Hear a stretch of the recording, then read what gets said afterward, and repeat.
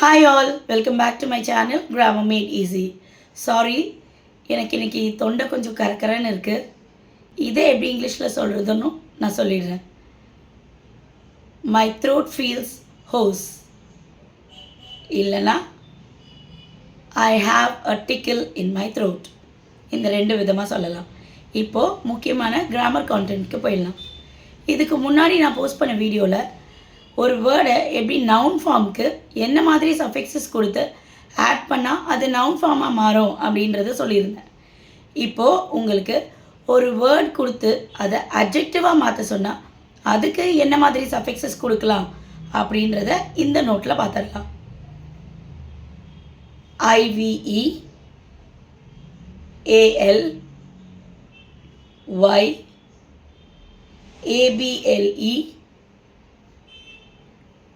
ISH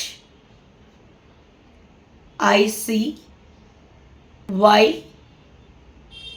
LESS.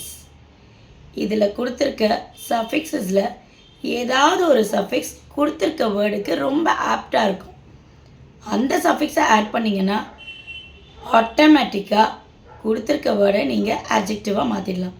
இப்போ ஒரு 2 example பார்க்கலாம்.